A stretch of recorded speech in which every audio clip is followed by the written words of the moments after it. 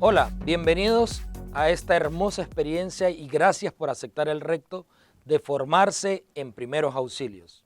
Hoy, en el día de hoy, aprenderemos algunas de las siguientes situaciones. Hablaremos de la evaluación general de la víctima, de la activación del sistema de emergencias y empezaremos a mencionar incidentes y lesiones más frecuentes, tanto su prevención como la asistencia en los primeros auxilios. Hablaremos un poquito acerca de la persona que tiene dolor torácico, hablaremos de aquella persona que probablemente esté sufriendo algún accidente cerebrovascular, sobre fracturas, convulsiones, intoxicación, heridas, algún cuerpo extraño o objeto que se inserte en el ojo, la nariz, el oído, en el sangrado nasal y en el caso de que hayan quemaduras. Para nosotros es importante inicialmente saber que los primeros auxilios son aquellas medidas inmediatas que toma una persona en una persona lesionada, inconsciente o que súbitamente cae enferma.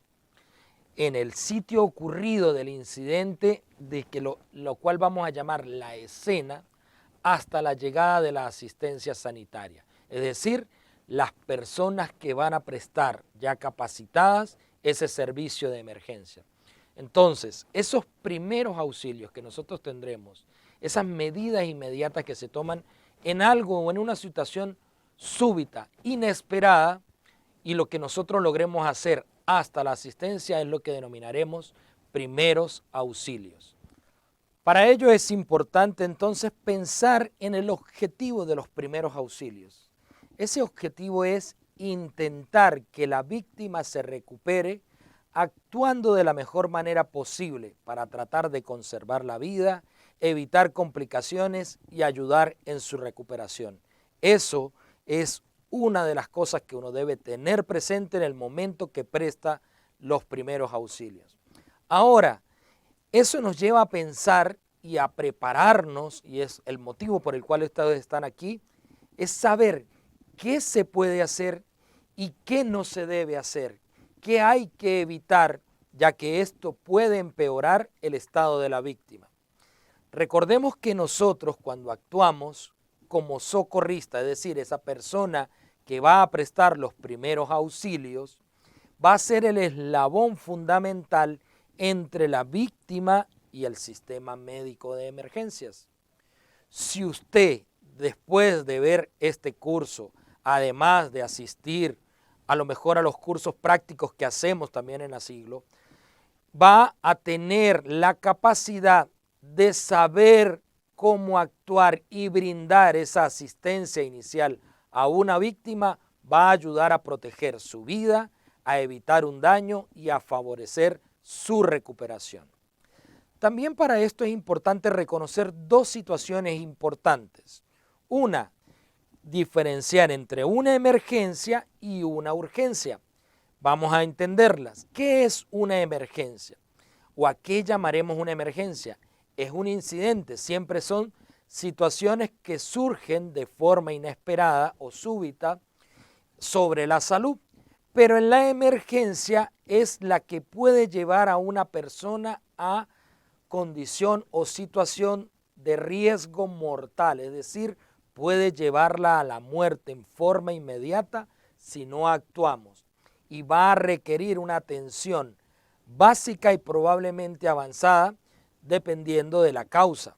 Entonces, la emergencia es una situación inesperada que puede llevarme a una situación mortal, a un riesgo de muerte.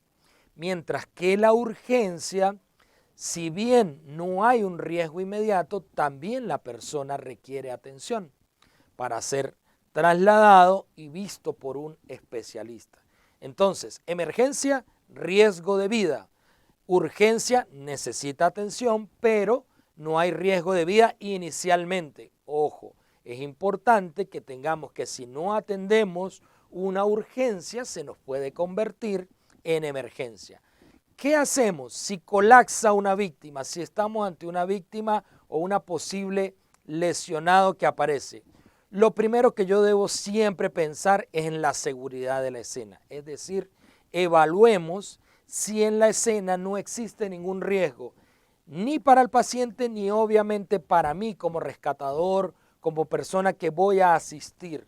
Debo tener en cuenta que debe haber seguridad. Les doy un pequeño ejemplo. Si hubo un accidente en la vía pública, yo no puedo atenderlo si el tráfico no está controlado, porque si no vamos probablemente a ser varios las víctimas si viene otro auto y nos lleva. Si estamos cerca de corriente, de agua, hay que evaluar siempre los riesgos de la escena y garantizar esa seguridad. Luego, ya que tengo la escena controlada, voy a evaluar el estado general de la víctima. Voy a llamarlo, voy a asistirlo, voy a ver si respira, si responde o no responde.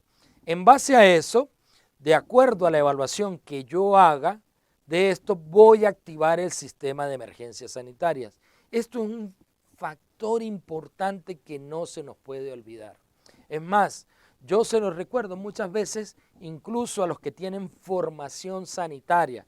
A veces va un enfermero, un médico, un paramédico por la calle y se encuentran ante esta situación. Por mucha expertise que tengan, incluso esas personas ya preparadas, siempre necesitamos ayuda. Así que no se nos debe olvidar pedir ayuda, activar el sistema de emergencia sanitaria, llamando al número local. Dependiendo de dónde me vean, ustedes van a llamar al número local. Ejemplo, en Córdoba actualmente es el 911 o antes era el 107, comúnmente le decían el 107. Siempre lo hacemos número a número porque también tenemos que enseñar a nuestros niños o a algunas personas que no logran reconocer el 911 o el 107. Entonces, 107 o 911. En el caso de Córdoba, ustedes, de acuerdo a la localidad donde me estén viendo, pueden por favor saber o averiguar o estar disponibles en los números de emergencia local. E inmediatamente, esto es en el caso de que esté solo. Si estoy con alguien, estoy acompañado, le digo a esa persona que llame y yo directamente me voy a asistir a la víctima o a la persona que está allí colapsada de acuerdo a las necesidades que tenga.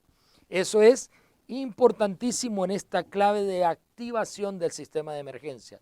Recordemos, entonces, 1, evaluar la escena, la seguridad, evaluar el paciente, pedir ayuda, es decir, activar el sistema de emergencia y asistir a la víctima. Ahora, en ese asistir a la víctima es importante reconocer su estado de conciencia, saber si me responde o no responde, con estímulos simples, es decir, hablándole, señor, señor, señora, señora, preguntarle, tocarlo, hacer algún movimiento de toque para ver si se mueve o no se mueve, si me responde sobre los hombros de la paciente, realizados por el socorrista allí para tratar de tener su atención.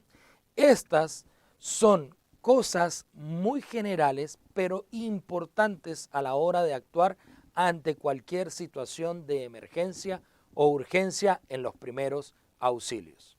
Hablando entonces de las diferentes situaciones o incidentes que podemos vivir donde tenemos que actuar e intervenir realizando los primeros auxilios, esto un poco basado quizás en las estadísticas de morbimortalidad en la República Argentina.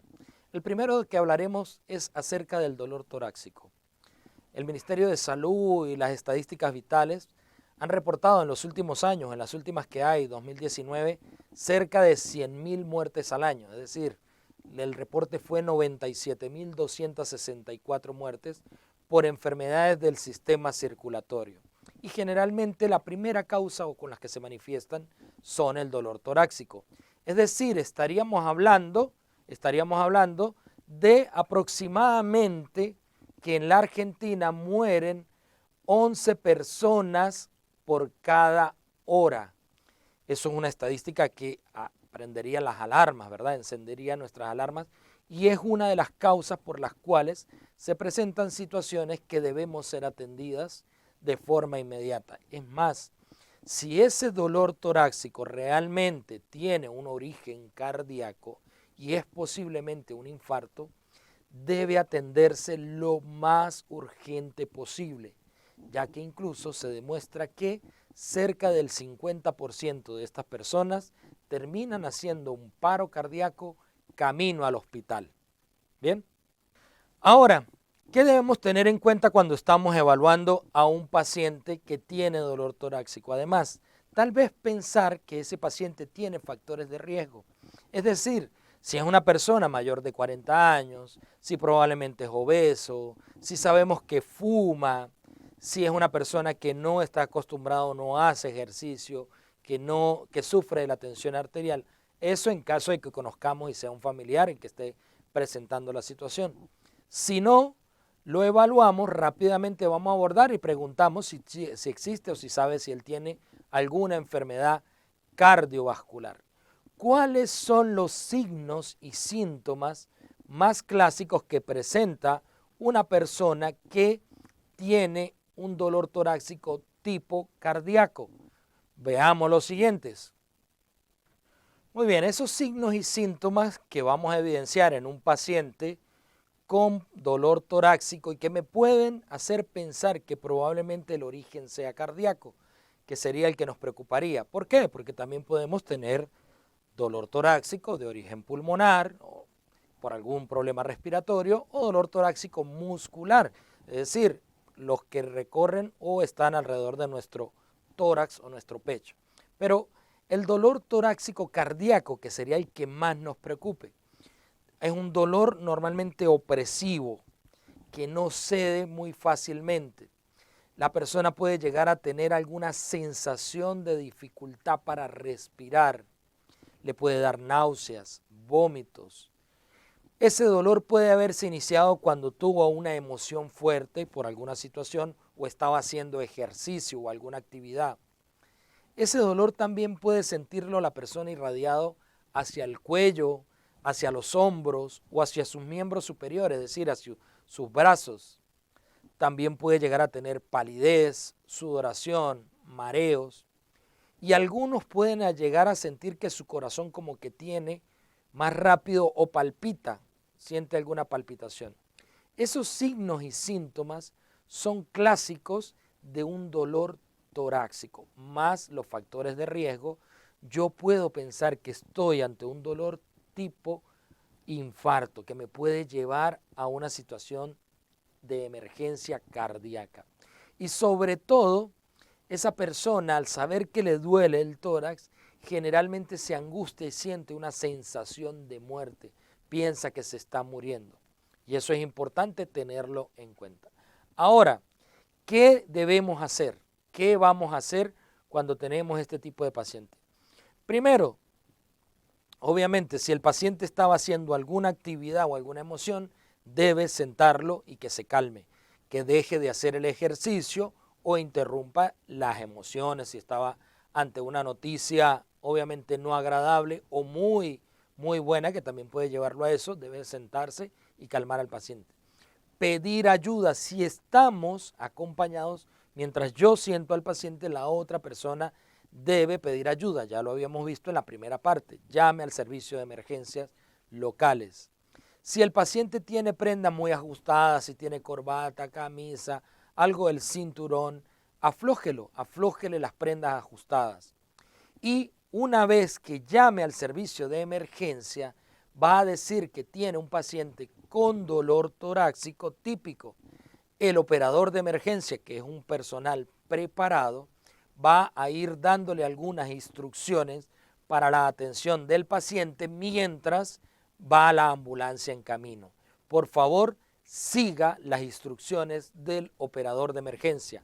No cuelgue. Importante siempre decir el sitio donde está.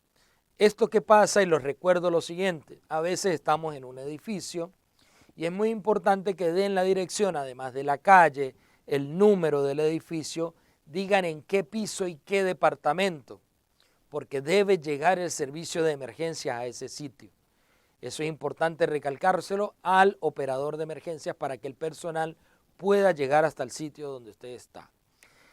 Si la persona en algún momento de este dolor llega a perder el conocimiento y no responde, se le va a pedir que mire si tiene pulso o respira, y si no, debemos estar preparados para iniciar la reanimación cardiopulmonar.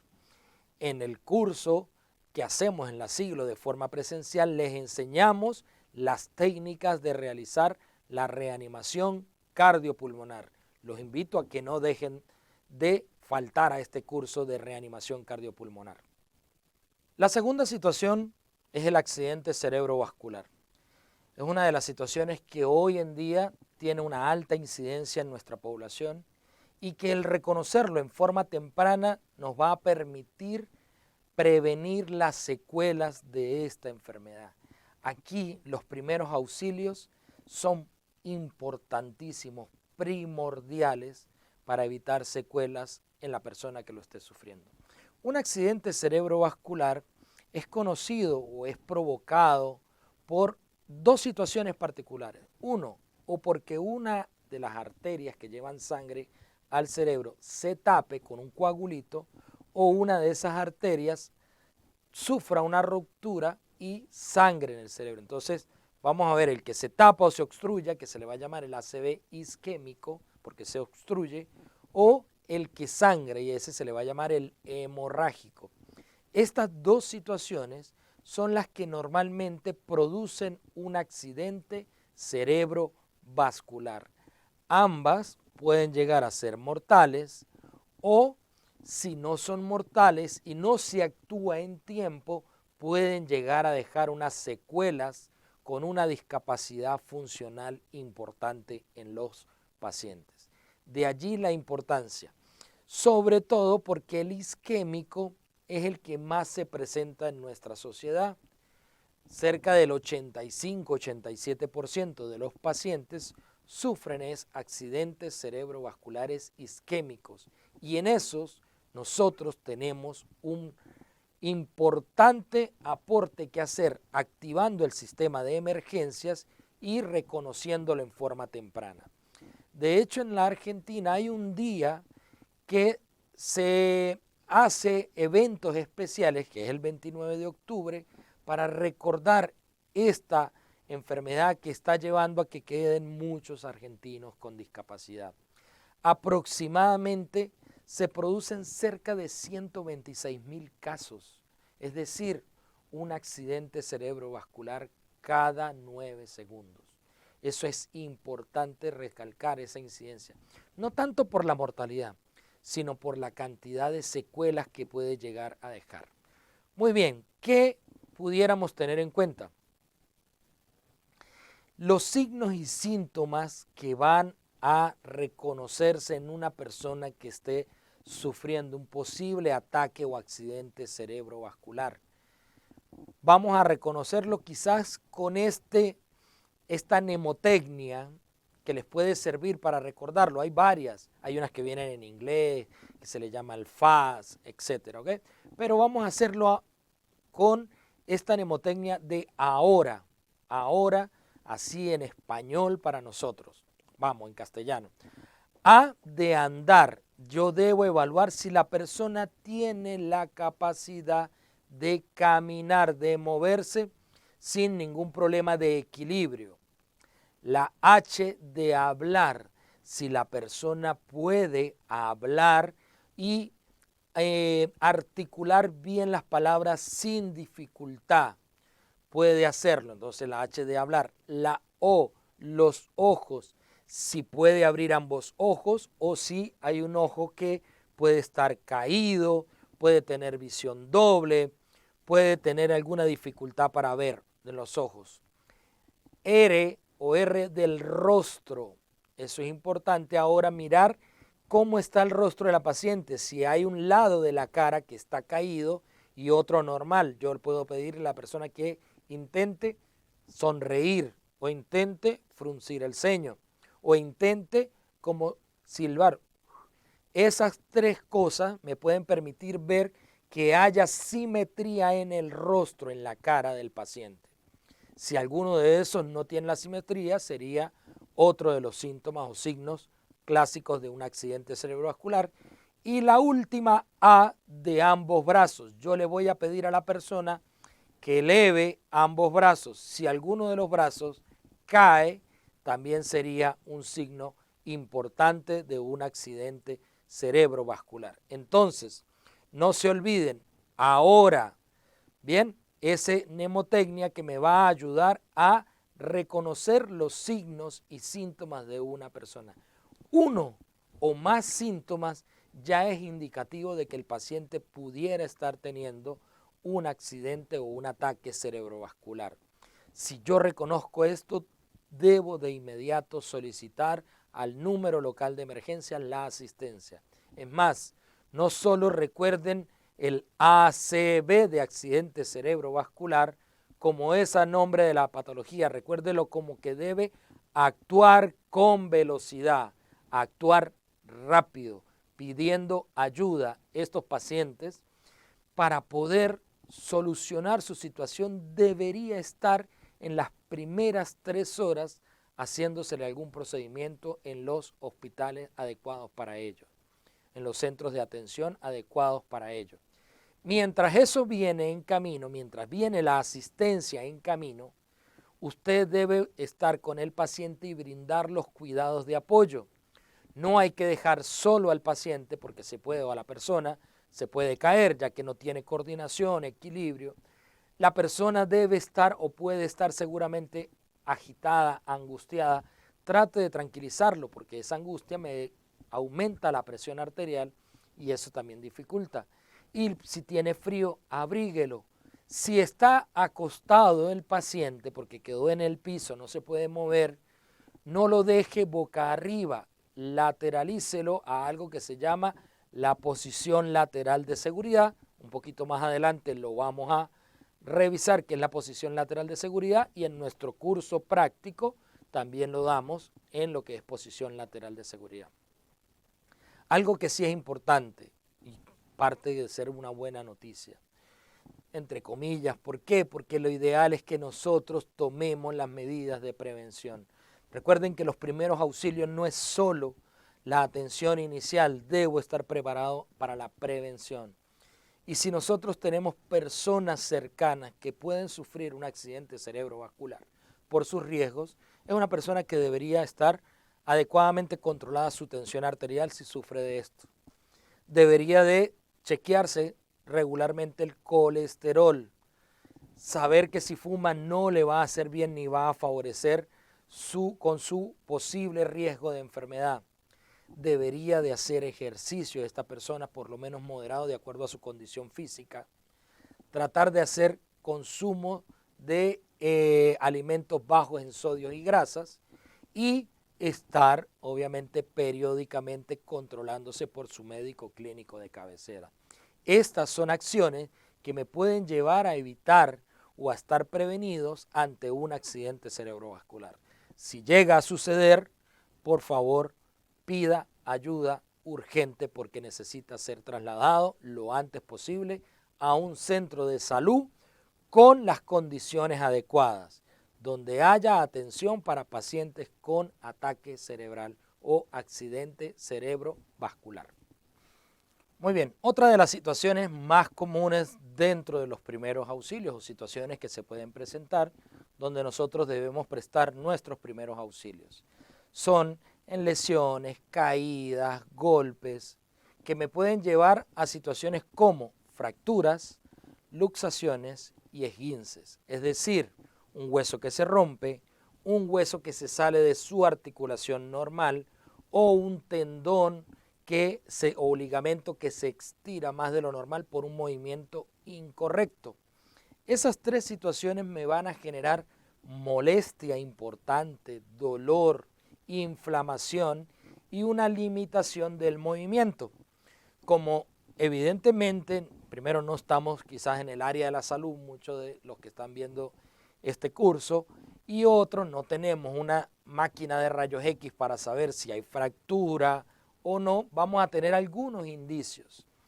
Entonces, ¿qué podemos pensar o qué nos lleva a pensar? Que ese paciente necesita atención por una lesión, bien sea fractura, esguince o luxación. Primero, va a haber un dolor importante, Puede haber hinchazón, edema, se empieza a inflamar la zona. Puede haber algo de color morado, hematoma o moretones alrededor del sitio donde fue la lesión. Puede haber una deformidad considerable, sobre todo si hay fracturas o se sale el hueso de su articulación normal, puede haber una deformidad importante en la zona. La persona que está afectada muy probablemente no va a poder mover esa zona del cuerpo con normalidad. Pueden incluso, en algunas situaciones, el hueso romper la piel, es decir, usted va a poder ver un hueso que sale del cuerpo, que sobresalen. O la persona, o incluso si usted estaba cerca del momento de la lesión, el golpe, pudo haber escuchado un crujido como una ligera explosión pequeña donde se fractura el hueso.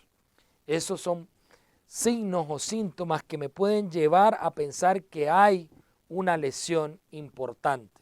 Además de eso, por movimientos inadecuados, por un movimiento ante una situación, muchas veces bajando de la vereda, el típico de algunas damas que utilizan tacos altos y se va el pie hacia un lado o hacia el otro y hay un estiramiento importante del ligamento o de los tendones y eso hace que cause una inflamación y una limitación. Ahora, ¿qué es lo más importante? Es evidente que este paciente va a requerir de la atención de un especialista. Mientras eso, vamos a pedir la ayuda y nosotros ¿qué vamos a hacer? Primero, no debo estirar o movilizar o pedirle a la persona que mueva el área afectada. Déjela en reposo. Si yo tengo que trasladarlo por mis propios medios, que no es lo ideal es que usted llame y pida al servicio de emergencias y vengan las personas capacitadas, pero hay situaciones donde no puedo acceder o estoy lejos, yo necesito lo que se llamaría entablillar o inmovilizar ese lado o el área afectada para ser trasladada y recibir la atención por el personal de salud en forma adecuada. Lo ideal de eso es inmovilizar la zona para evitar cualquier lesión, pero no trate de volver un hueso a su posición, no trate de enderezar, solamente como está, usted lo va a entablillar y a inmovilizar. Y lo otro que sí puede hacer es colocar algo frío. Si no tiene, busque una bolsa, coloca hielo, agua, lo cubre con un paño, algo para que no queme la piel del paciente y se lo coloca. Eso lo va a hacer durante aproximadamente 20 minutos. Colocación de hielo local. Hielo local.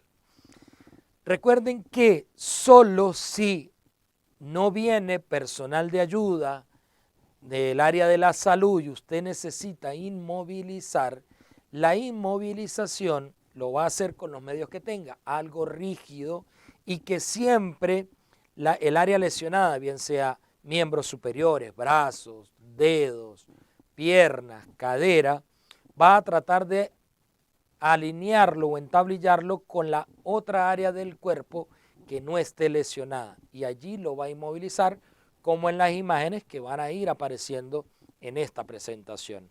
Siempre tratando de inmovilizar con un área no afectada para mantener esa estabilidad y que no se mueva más aún o la articulación o el hueso o el tendón o el área inflamada. ¿Qué debemos hacer entonces ante una fractura? Primero, evitar el movimiento, déjelo en reposo. No intente acomodar el hueso en caso que esté roto, no es que esté el hueso afuera y usted trate de insertarlo dentro de la piel, no es que vea el brazo deforme y trate de enderezarlo. ¿Por qué? Porque le puede generar más daño. No solo está el hueso, recuerden, probablemente al lado van venas, arterias, y si usted lo mueve en forma incorrecta, puede hacer más bien un sangrado o una hemorragia. No intente entonces acomodarlo de vuelta. Retire la ropa o los elementos de la zona que tenga para poder visualizar mejor el área afectada. Inmovilice, bien sea con un entablillado o con unos objetos rígidos, tanto por debajo como por encima de la fractura para evitar que se mueva más aún esa área afectada. Y evidentemente pida ayuda, si va a llegar la ayuda, o acuda lo antes posible a un sitio de emergencias. ¿Qué no debo hacer. Y recalco esto, recuerden que al inicio yo les decía, los primeros auxilios tienen dos cosas importantes, saber lo que se hace, pero también saber lo que no se debe hacer, porque me puede generar o empeorar el momento. Entonces, no mueva el área afectada, no movilice a las personas. Si viene el servicio de emergencia, esperemos, salvo que tenga algún compromiso de la situación y deba movilizarlo, voy a tratar de moverlo, incluso con la ropa, sacándolo del área de peligro. No intente enderezar ni cambiar el hueso de su posición. Si el hueso quedó fuera, quedó torcido, el brazo está, no intente volverlo a la posición. Ya le explicaba por qué. No intente, además de eso, saber si la persona puede o no mover el área lesionada. Si una persona tiene un brazo, una pierna, la cadera, con una fractura, una lesión importante y usted le pide que mueve, eso puede complicar aún mucho más la situación. Y lo otro, tratar de reubicar la posible lesión de la columna. Si usted ve que la columna se desvió y usted trata de reubicarla, eso me puede causar una lesión importantísima de la médula espinal e incluso dejar a una persona sin movimiento. Entonces nunca trate de ubicar una lesión, reubicar una lesión de la columna. Son las cosas que no se deben hacer, que debo recordar que no debo hacer, además de lo que sí debo hacer. Muy bien, ahora continuemos con el manejo de heridas o situaciones donde pueden presentarse una lesión en la piel, bien sea por tipo abrasivas, corte, punciones, que hacen que la piel quede expuesta y necesita de nuestra atención o nuestros primeros auxilios. Antes de empezar a manipular a una persona que tiene una lesión, que además puede estar sangrando, algunos en poca cantidad, otros que pueden tener un sangrado abundante, debo pensar en algunas cosas. Uno, en que mis manos estén higienizadas, o sea, yo debería hacer previo a esto, lavar mis manos y ojalá si tengo algún desinfectante, mejor todavía. Si yo no conozco a la persona, debo tener precaución de no contaminarme con esa sangre. Ojalá, y en nuestro botiquín de primeros auxilios, es importante tener unos guantes para la manipulación en caso de estas situaciones. Muy bien, eso sería lo primero, como parte de la seguridad de nosotros y evitar cualquier infección también del paciente. Lavarnos las manos y si por casualidad tenemos guantes, nos colocamos guantes porque vamos a manejar piel y sangre de una persona que a lo mejor no es conocida. 2. Voy a lavar la herida de esa persona solamente con agua y si tengo algún tipo de jabón y no es muy profundo, agua y jabón, si no, con mucha agua. Así incluso usted piense que la herida está limpia, es decir, hubo un corte, hubo una lesión, ve la herida limpia, lave, porque hay muchas bacterias o restos pequeños que no se van a visualizar, así que siempre lave. Luego, después de esto, vamos a presionar la zona con una gasa estéril para tratar de detener el sangrado, si lo tengo allí. No voy a, una vez que yo lavo y desinfecto, lo que no debo hacer es empezar a soplar. Si yo soplo, con mi aliento voy a transmitir bacterias, así que no debería soplar ni empezar a darle aire a la herida desde afuera. Bien, voy a tratar de presionar para evitar o controlar el sangrado y detener el sangrado. Y si es importante, debo trasladarlo al centro para la atención del personal de salud adecuada. ¿Por qué? Porque muchas veces subestimamos las lesiones y esa lesión, a pesar de ser muy pequeña, puede llegar a contaminarse y provocar infección. Lo otro que también siempre debemos como medida preventiva es mantener nuestro cuadro de vacunación adecuado, entre ellos la vacunación antitetánica. Recuerden que es un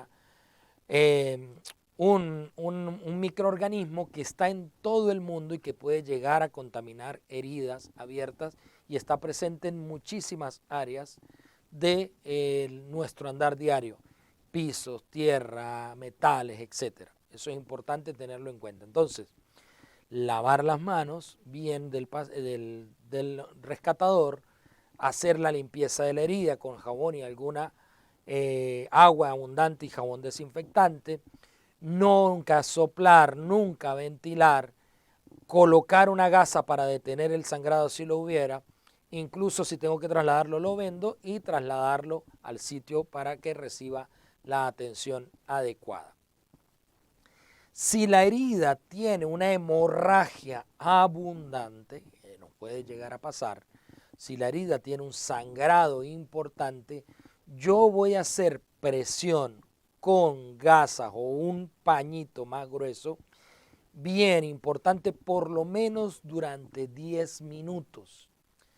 Y haber pedido durante ese tiempo, haber solicitado activación del servicio de emergencia, es decir, haber llamado al servicio de emergencias local porque hay un sangrado importante activo y cuando una persona sangra mucho puede llevarlo a un estado de shock hipovolémico, es decir, disminuye su funcionamiento, cae en shock la persona y eso es lo que queremos evitar.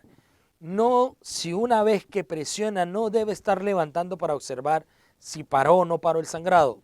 Quédese presionando por lo menos 10 minutos y no levante el vendaje hasta que llegue el personal, no lo toque. Es más, incluso si puede y ve que se detuvo porque paró el sangrado, no lo levante, véndelo y déjelo quieto hasta que llegue el personal capacitado. Si no va a estar, no demore nunca el traslado. Traslade inmediatamente a esa persona que tiene una lesión sangrante. Si usted no está capacitado, y aquí lo importante, ¿qué no debe hacer? Nunca colocar alcohol directo sobre la herida. Eso va a causar dolor, irritación de la herida. No coloque alcohol directo sobre la herida. Si se incrustó un objeto, un palo, algo metálico, no lo retire. Déjelo ahí, solamente inmovilice, coloque gasa y no lo retire. Eso lo va a retirar el personal especializado y generalmente en el hospital, en el quirófano si fuese necesario. No retire ningún objeto incrustado o empalado en la persona. Si usted lo retira, tiene riesgo de que sangre y se descompense la paciente, la persona que está o la víctima. Por favor, solamente coloque las gasas para detener la hemorragia. Si usted no ha hecho un curso, si no es preparado, no improvise un torniquete. Un torniquete mal empleado no me va a garantizar que detenga la hemorragia y me puede traer complicaciones. Así que no improvise un torniquete si usted no está capacitado. Déjelo para el personal que esté capacitado para el mismo. Eso es importante para tener en cuenta en el manejo de las heridas, lo que se debe y lo que no se debe hacer. Muy bien, entonces, situaciones que pueden llegar a ser inesperadas en algún momento. Tenemos pacientes que pueden sufrir algún problema neurológico, ejemplo, que tengan o sean epilépticos y eso me va a generar una convulsión. Pacientes que a lo mejor no lo sabemos y puede llegar a tener un tumor cerebral y yo voy en el shopping, en la calle y empieza a convulsionar. Puedo encontrar esas situaciones. También por múltiples causas como fiebre en los niños, las fiebres muy altas, también en adultos, fiebres muy altas, alteraciones en nuestros electrolitos, es decir, sodio, que pueden llegar a llevarme a un estado de convulsión. Las hipertensiones y mucho cuidado, aún más si pasa en la mujer embarazada, cuando tiene algo que se llama eclampsia, es decir, una mujer que sufre de la tensión alta, está embarazada y llega a convulsionar. Entonces hablaremos específicamente de las convulsiones. Hay diferentes tipos de convulsiones, pero quizás la más clásica y la que estamos acostumbrados es a la que denominamos tónico-clónica. ¿Qué significa eso? Tónica es que se pone al principio el paciente muy rígido, se pone así rígido y después clónico es que hace como un clono y empieza a moverse con movimientos agitados. Eso es lo que se llaman convulsiones tónico-clónicas porque tienen esas dos fases y quizás son las más vistosas a la hora de la atención de esas crisis convulsivas o crisis epilépticas si fuese por la enfermedad ya diagnosticada. Esos movimientos además van acompañados primero de pérdida de la conciencia, segundo el paciente no controla sus esfínteres. ¿Qué significa eso? Que se puede orinar, puede incluso evacuarse sin poder controlar sus esfínteres.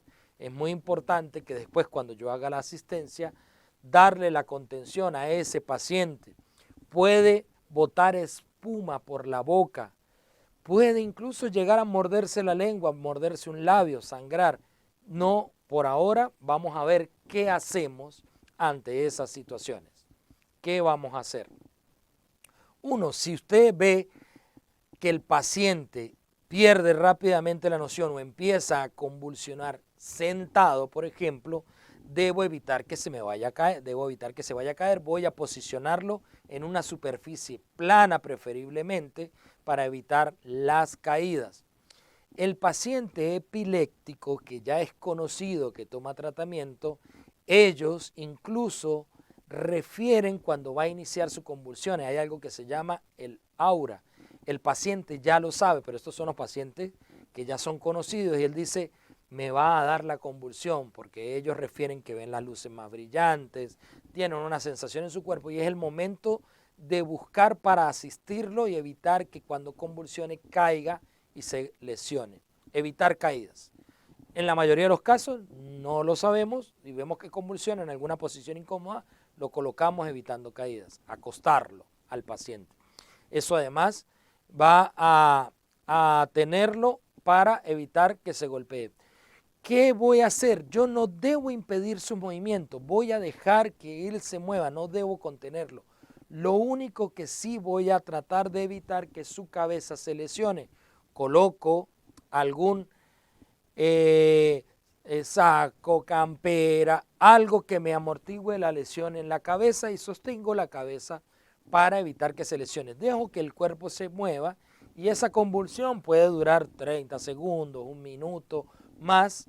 Pedir ayuda porque ese paciente una vez que se recupere o salga de la convulsión puede tener la posibilidad de volver a convulsionar o quedar en un estado posterior a eso totalmente ido, inconsciente y en ese momento debo colocarlo en la posición lateral de seguridad. No hay que meter nada en la boca, no es cierto que el paciente se traga la lengua. Usted no intente abrir la boca, no intente colocarle nada en la boca, mucho menos ir a intentar a meter algún dedo suyo. No coloque nada, solamente deje que el paciente convulsione, sosténgale la cabeza y evite que se golpee. Llame al paciente una vez que ya él se recupere, salvo que tenga algo muy apretado, una corbata, eso lo va a liberar y si no, espere que sea la convulsión y lo coloca en posición lateral de seguridad. Vamos a ver el siguiente video donde demostraremos algunas de estas situaciones y la posición lateral de seguridad.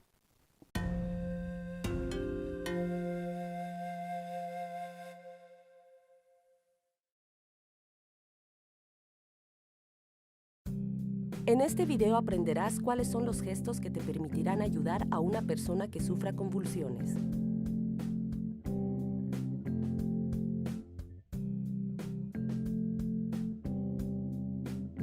Durante la crisis, evita mover a la víctima, salvo si se encuentra en una posición peligrosa.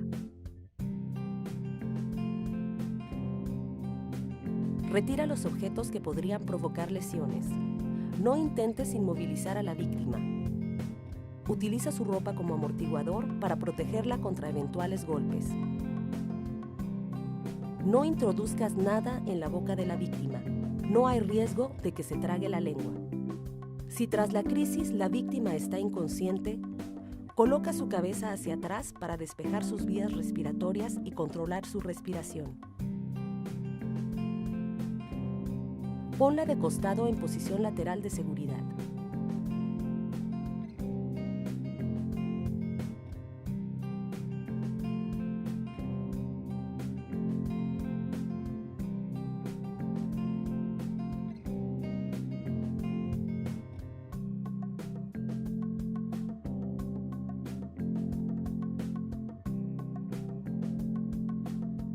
Asegúrate de que respira adecuadamente. Quédate a su lado hasta que recobre conciencia. Puede tardar unos minutos. Llama a los servicios de emergencia. No olvides indicar si las convulsiones han durado más de 5 minutos o se han repetido, si la víctima es un niño, si la víctima no ha recuperado la conciencia o si se trata del primer episodio de convulsiones que padece.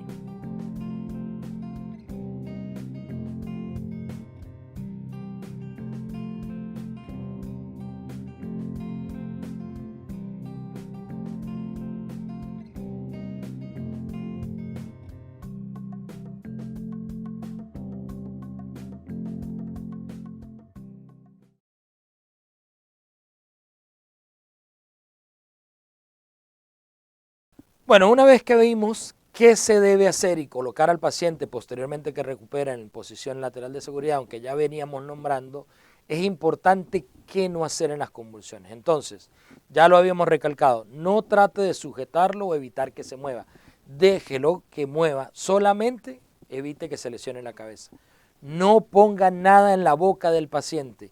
Eso al contrario puede terminar lesionando los dientes, dañando lo que se le coloque dentro de la boca. No coloque nada dentro de la boca y mucho menos alguna de nuestros dedos.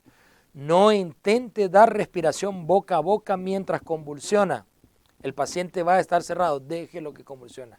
Y una vez que el paciente se recupere o que ceda la convulsión, no le ofrezca nada de comer y beber porque puede volver a convulsionar y eso le puede generar vómito y el vómito le va a llevar a un daño en la vía respiratoria si llega a irse ese vómito hacia la vía respiratoria. Así que es importante evitar estas situaciones.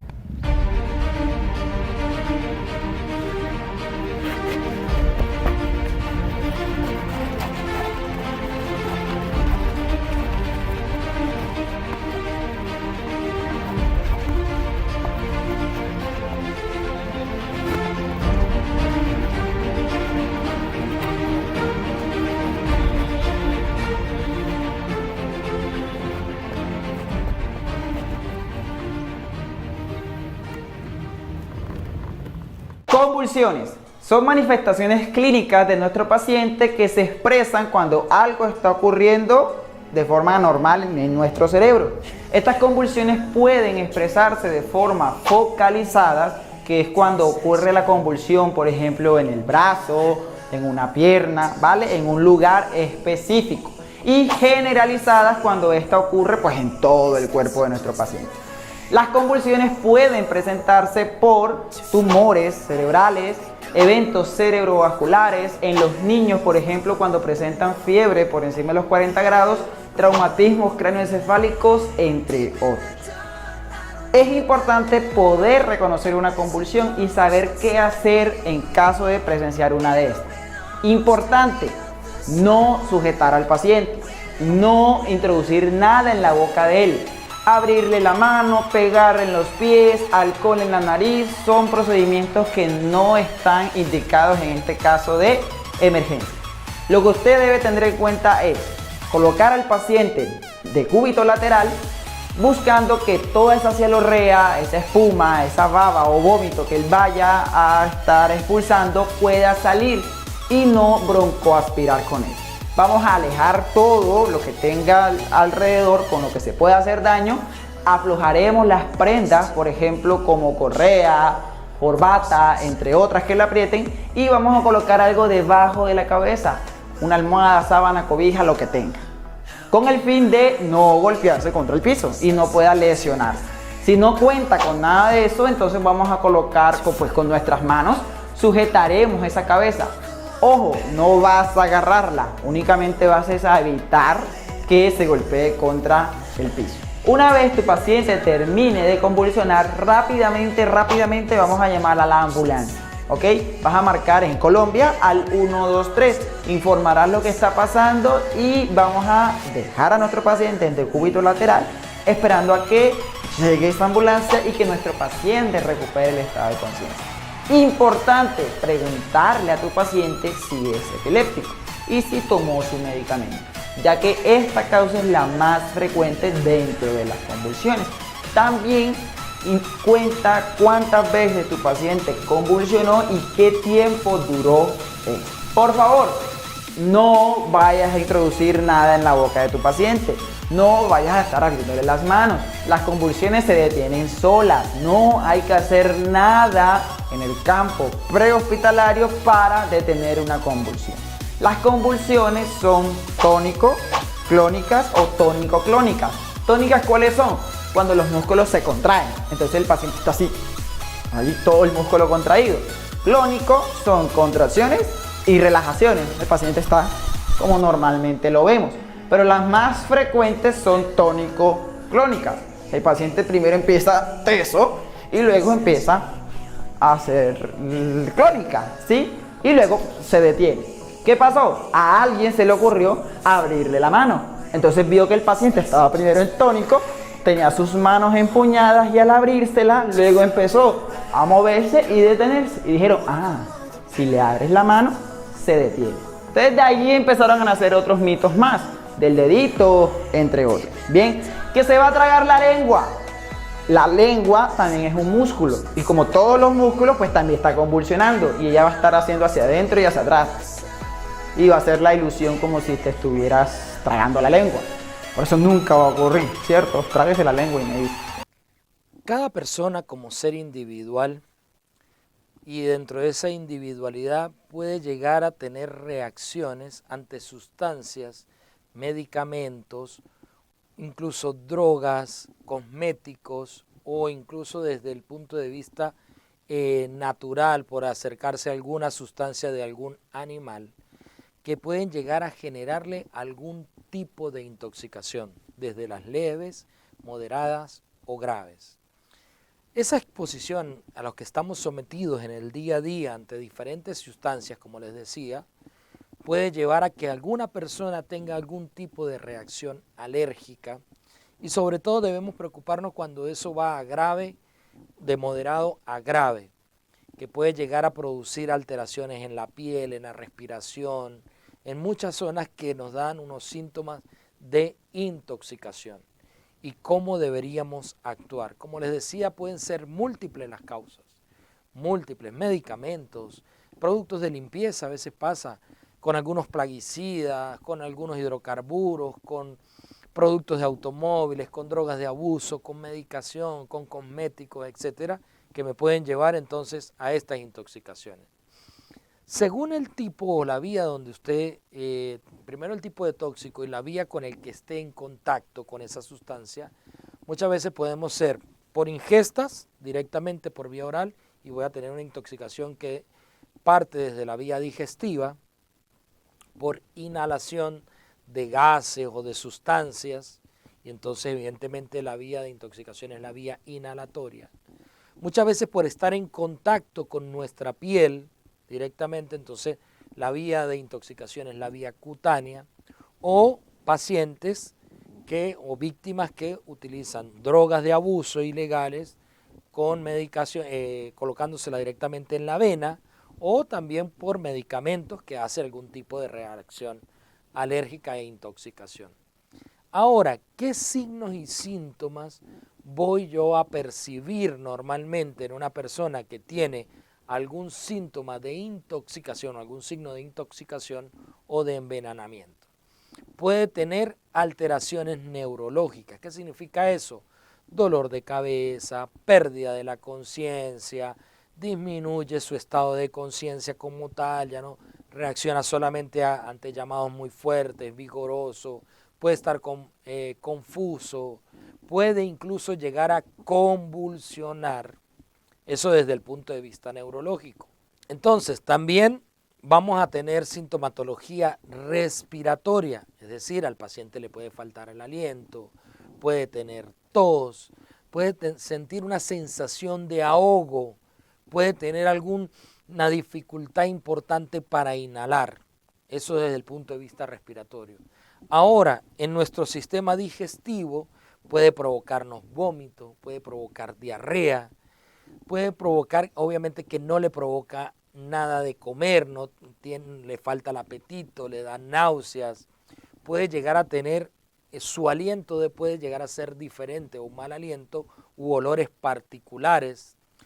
Algunas sustancias incluso son tan fuertes que llegan a quemar labios, boca, lengua, esófago, porque son muy irritantes y al consumirlas queman toda la vía digestiva, hacen como unas quemaduras en la vía digestiva.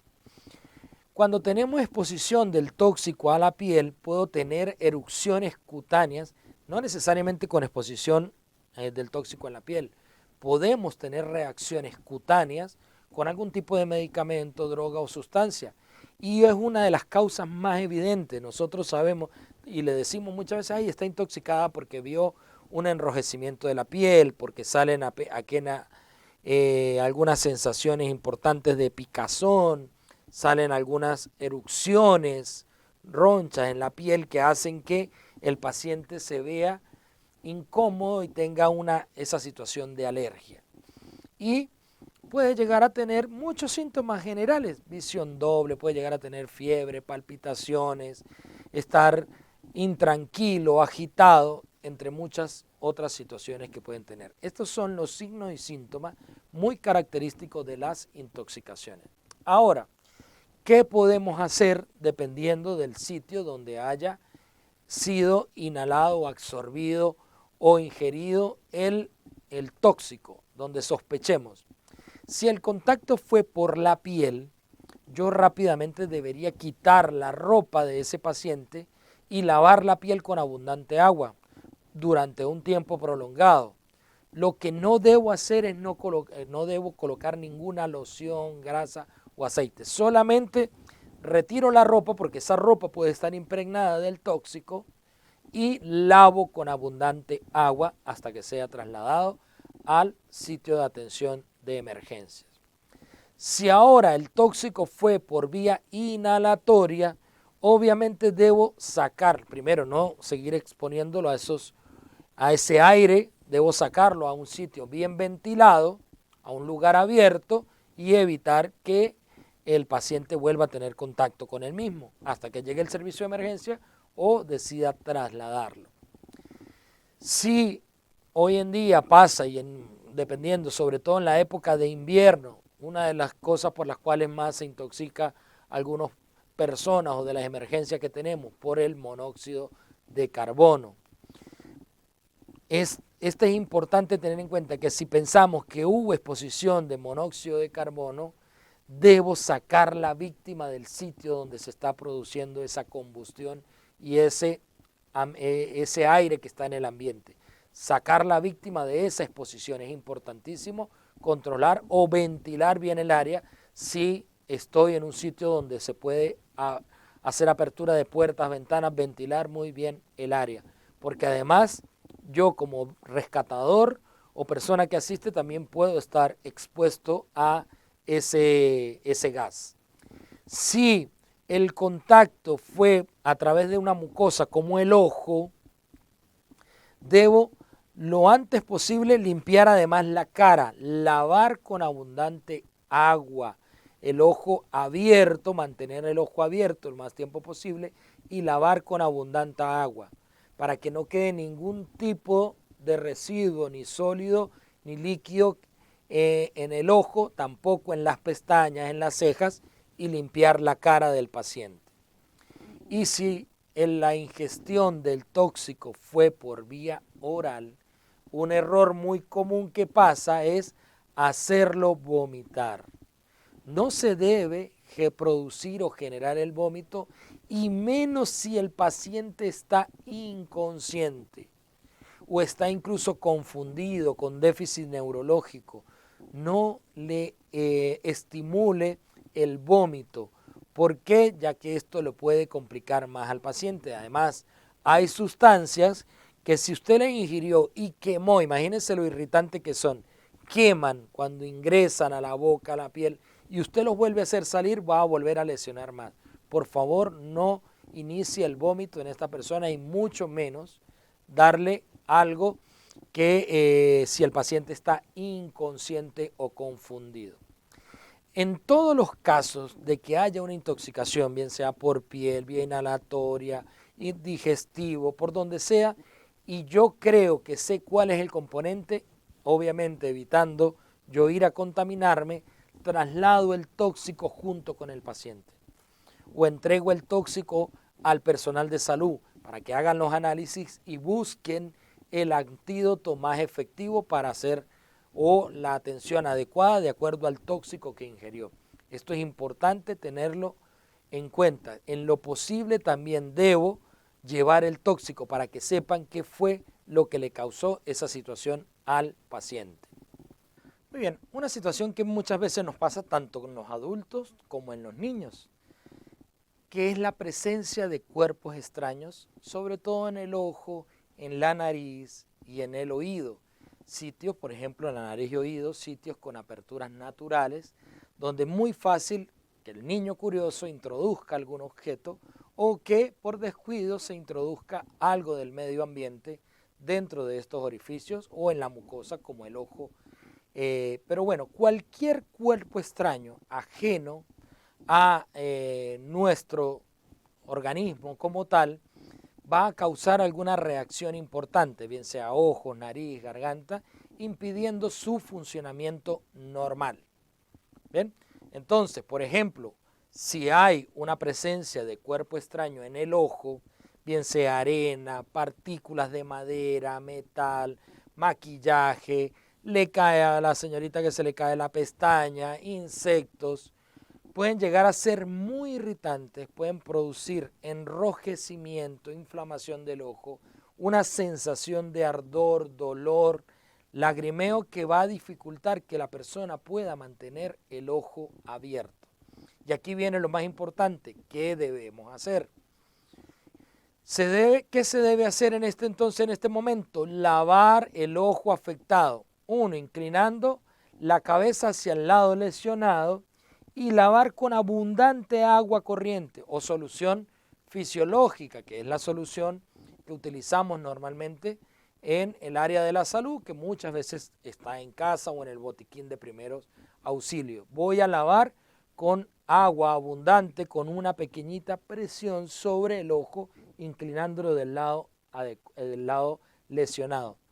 Pero aquí es importante, no use nada que tenga algodón. El algodón puede liberar al contrario más partículas, gasas, pañuelos para extraerlo. No ir a frotar. Si usted frota, puede que esas partículas de madera, de metal, al contrario terminen causando lesión en el ojo. No aplicar ningún tipo de gotas o crema porque no sabe la sustancia que tiene, qué reacción va a usar. Solo lave con abundante agua o solución fisiológica.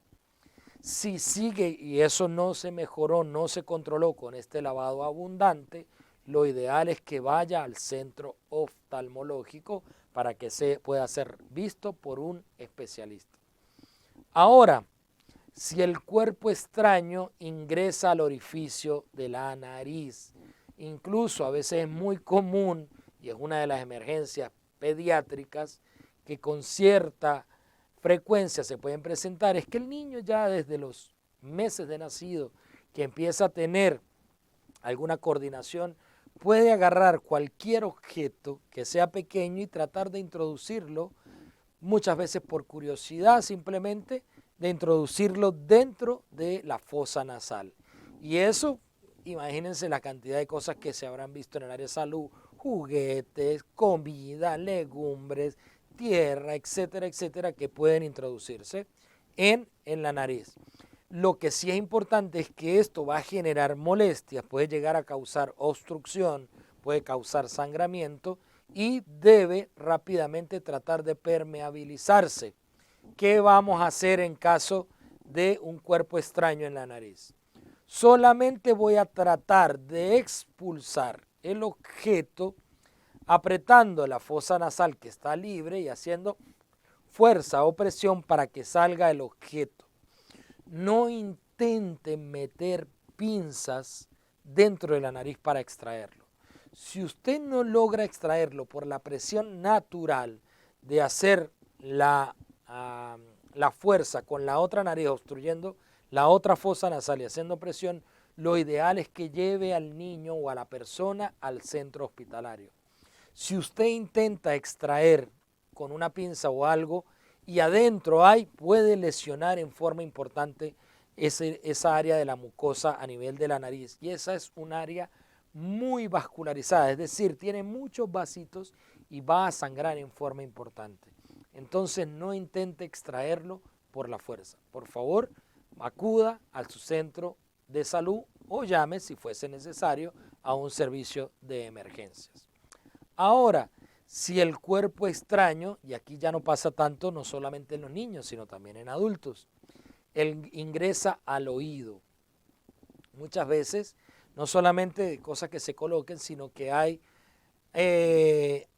insectos, mosquitos que pueden ingresar sin querer al oído. Además de eso, sobre todo cuando ingresan algunos insectos que tienen en sus patitas algunas áreas muy especiales, puntiagudas, pueden llegar a ser algo muy molesto, muy doloroso, que puede llegar a descontrolar incluso al paciente desde el punto de vista emocional al sentir algo que vibra, que aletea sus alas dentro del orificio del oído, en el canal auditivo. Entonces es importante allí primero, obviamente, tratar de tener la calma, sobre todo cuando son insectos. Si son un objeto, bueno, perfecto, va a intentar lateralizar el oído y ver si sale en forma espontánea. En este caso, ¿qué es lo que vamos a hacer? ¿Qué vamos a hacer o qué debemos hacer? Para ser eliminado, no hay que intentar sacar nada con pinza, ya lo dije igualmente en el área de la nariz. Si tiene dolor, sordera, vaya al centro de salud para que intente, obviamente, la persona, el otorrino, sacarlo con los instrumentos adecuados y que conoce. Pero si es un insecto, hay que inclinar la cabeza entonces al lado contrario e instilar 3 o 4 gotitas de aceite de oliva. Eso va a impedir que él siga aleteando, se siga moviendo. O aceitito de ese que usan para los bebés. Y dejar, luego una vez que lo colocó las 3 o 4 gotitas de aceite, se coloca del lado contrario a ver si con ese aceite sale el insecto que estaba allí o el mosquito que estaba allí. Si no sale, por favor, igualmente trasládelo al sitio. Es lo único diferente que haríamos en caso de que en el oído se haya insertado un insecto. Recuerde, colocar, primero lo voltea en el lado contrario, coloca 3 o 4 gotitas de aceite de oliva o de aceite de ese que utilizan para los bebés y luego voltea hacia el otro. El aceite, al ser espeso, va a inmovilizar el insecto y si voltea probablemente ya le quedará inmovilizado y estar lubricado, va a poder salir esa persona. Igual, si usted considera que hubo lesión con ese insecto que ingresó, vaya para que su otorrino le pueda revisar el canal auditivo. Importante. Muchas gracias. Una situación muy común, sobre todo en niños y en algunos adultos mayores, personas mayores de 50 años, es que se produzca salida de sangre por la nariz, o con el término más del área de la salud de epistasis. ¿Eso qué pasa o qué puede llegar? Si bien no va a ser una emergencia absoluta, no va a haber un riesgo de vida, puede ser una urgencia que si no se controla o se hace de la forma adecuada, me puede llegar a complicar un paciente con esa sangre que no se maneja adecuadamente.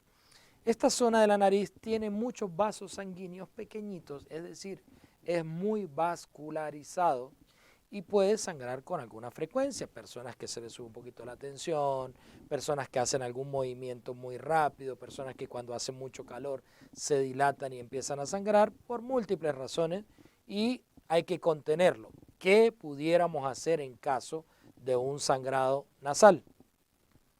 Bueno, ¿qué hacer entonces ante este sangrado nasal? Muy bien, lo primero es inclinar la cabeza hacia adelante. Al contrario, muchas personas llevan como acto instintivo la cabeza hacia atrás y eso es incorrecto. La cabeza, al contrario, debe ir hacia adelante. ¿Por qué? Porque al usted colocar la cabeza hacia atrás, al contrario, la sangre va a ir a la parte posterior y va a empezar a tragar esa sangre. Y ese sabor le va a dar náuseas y vómitos, llevando a complicarse, además que se forma el coágulo. Lo ideal es que la cabeza vaya hacia adelante. No intente respirar por la nariz. Como segunda recomendación, respire por la boca Igualmente no te acuestes porque eso va a hacer que más fácil trague la sangre y le dé náuseas o pueda generar vómito en alguna persona. Lo otro que vamos a hacer es presionar la parte blanda de la nariz. Va a hacer presión en la parte blanda de la nariz por lo menos 10 minutos para conseguir que ese sangrado o esa área que está sangrando se vaya cerrando, vaya generando que se detenga el sangrado, que se coagule allí, que se cierre. ¿Qué no debo hacer tampoco? Colocar tapones, pañitos dentro de la nariz. Solamente debo presionar. Si continúa sangrando, vuelva a presionar después de 10 minutos, vuelva a presionar y le recomendamos entonces que ya sí acuda al centro de salud si el sangrado no se detiene.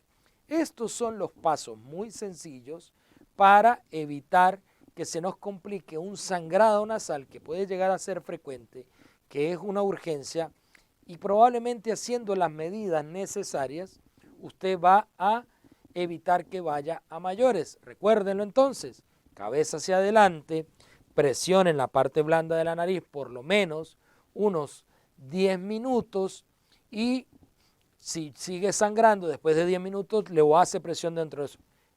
Vaya y trate de respirar por la boca, no respire por la nariz. ¿Qué sucede si esto no para el sangrado? Entonces vamos a ir al centro de urgencias para que el otorrinolaringólogo vea o evalúe la zona de la nariz y pueda hacer el tratamiento adecuado para detener la hemorragia. Solo como última recomendación, si paró el sangrado, se detuvo el sangrado, no intente hacer ejercicio, movimientos bruscos, levantar pesos en las siguientes horas después del sangrado, porque eso le puede reactivar el sangrado. Bueno, quizás una de las situaciones más graves y que tienen mayor compromiso, sobre todo dependiendo de la extensión, y estamos hablando en este caso de las quemaduras. Las quemaduras pueden llegar a ser situaciones muy graves que pueden llevar a complicaciones tanto físicas como psicológicas, porque evidentemente una persona que a lo mejor sufre una quemadura en su cara, a pesar de no ser una zona muy extensa, probablemente va a tener un efecto psicológico en por su apariencia. Así que las quemaduras es una de las situaciones de emergencia, generalmente cuando son muy grandes, que requiere de una intervención, obviamente, de los primeros auxilios y además de la colaboración primero del personal de bomberos, personal de seguridad, seguramente de la policía y la intervención de los paramédicos o las personas que vayan a hacer la asistencia inicial, además de llevarlo a un hospital especializado como el Hospital de Quemados. ¿Qué sucede? Que antes de que se active todo eso, estamos nosotros, los primeros respondientes, los que vamos a llegar o los que estamos en la escena. Y recuerden que aquí algo con lo que empezamos este curso, la seguridad de la escena, eso es importantísimo tenerlo en cuenta. No puedo arriesgarme tanto al paciente como en el caso de nosotros como rescatadores a también a sufrir algún tipo de quemadura. Y recuerden entonces, y aquí inicio, diciendo que las quemaduras pueden ser por agentes físicos, como pueden ser térmicos, eléctricos, radiaciones, químicos con ácidos o álcalis o sustancias muy alcalinas, biológicos como algunos venenos, por ejemplo, cuando van a la playa una medusa se te acerca y libera y eso le puede generar una quemadura importante, pero también el aire o el vapor caliente me puede quemar la vía aérea y eso es importante también tenerlo en cuenta cuando yo estoy asistiendo a una persona. Si estoy en el sitio donde hay un vapor caliente me puede producir quemaduras de la vía aérea, tanto a la persona como a mí. Ahora, esta asistencia tiene que ver mucho con la extensión y la profundidad de la quemadura. Igual para nosotros lo que vamos a hacer, que ya lo vamos a ver un poquito más adelante, son algunas medidas iniciales, pero pueden haber quemaduras de grado superficial, de grado de espesor parcial, que van afectando las diferentes profundidades de la piel o las de grado de espesor completo. Por ejemplo, vamos a ir viendo algunas imágenes que a ustedes le van a ir mostrando. Esto es lo que se llamaría de quemaduras superficiales. La típica que pasa en el verano. Nos vamos contentos a exponernos al sol y sufrimos algunas quemaduras como esta, dada por la luz solar, donde hay solamente la lesión de la primera capa de la piel, un enrojecimiento y una molestia y un dolor que generalmente sanan por sí solas y no requieren incluso acudir inicialmente en un centro de atención primaria, pero sí de algunas medidas y cuidados especiales. Vienen después ya las otras que sí deben empezar a acudir a los centros hospitalarios, sobre todo cuando ya esa primera capa de la piel se pierde o empiezan a aparecer lo que se llamamos las ampollas o flictemas. Las ampollas, en esas de espesor parcial o las que antes se llamaban de segundo grado, se levanta la primera capa de la piel y aparecen las ampollas. Ya vamos a ver que eso no se debe romper y esas son quemaduras que tienen a tener mucho dolor el paciente, empieza ya a tener dolor.